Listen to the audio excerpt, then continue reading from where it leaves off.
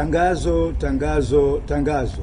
Tangazo linakuhusu wewe mzazi, mlezi ama mtu wa karibu ambaye una mtoto huyo ana miaka kuanzia miaka au mwezi moja mpaka darasa la kwanza mpaka darasa la saba mpaka form 4, lakini form 4 pia mpaka chuo.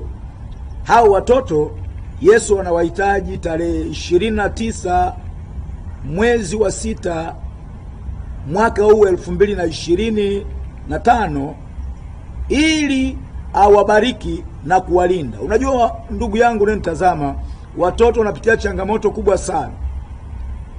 Wengine wanatendewa mambo ya ajabu, ya ukatili, wanaathirika kisaikolojia kiasi kwamba hata wanapoenda shule au wanapokuwa watu wazima wamemaliza shule, akili yao inakuwa ipo vizuri.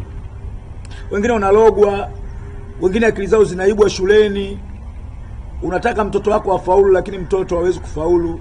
Naomba nikupe tangazo hili. Tarehe 29 mwezi huu wa 6 2025 hapa Kibamba, kanisa la JSF, Jesus Saves Fellowship, mlete mtoto wako kwa ajili ya maombezi maalum. Nitaendesha maombezi maalum mimi na watumishi wa Mungu ambao tuko hapa kwa ajili ya mtoto wako. Usiogope. Hata kama alikuwa hafaulu, atafaulu. Hata kama alikuwa katendewa vitendo ambavyo vimemwathiri kisaikolojia, Mungu atamponya. Mungu atamfanya endelee vizuri darasani na atafanya vizuri. Kumbuka ni hapa JSF Kibamba, Jesus Saves Fellowship. Walipowapeleka watoto kwa Yesu, Yesu alisema, waacheni watoto wadogo waje kwangu, maana watoto kama hao. Watoto wapi? Sio wote duniani, ni wale wanaopelekwa katika madhabahu ya Mungu. Maana mtoto anapozaliwa tu katika madhabahu zetu za ukoo, madhabahu za familia, tunawapeleka kwenye majini, tunawapeleka majalalani, makaburini, lakini tunawaingizia vitu ambavyo vinawaathiri katika maisha yao. Wanapokuwa watu wazima, yale manguvu yanaendelea, yanawaongoza katika maisha yao. Mengine ni manguvu ya kutokufanikiwa, mengine ni manguvu ya ajabu ambayo wanalala wanaota ndoto mbaya watoto wadogo mpaka wanapokuwa watu wazima.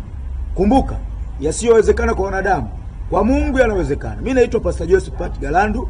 Nitafanya maombezi maalum kwa ajili ya mtoto wako kuanzia wa chuo mpaka mwezi mmoja hapa JSF Kibamba. Ni ibada ya ajabu sana. Tunamtafuta Mungu. Mungu tayari yupo, anakusubiri wewe umlete mtoto wako. Yasiyowezekana kwa wanadamu, kwa Mungu yanawezekana. Ukiamini, mtoto wako atakuwa salama. Mungu akubariki sana kwa ajili ya kunisikiliza. Amen.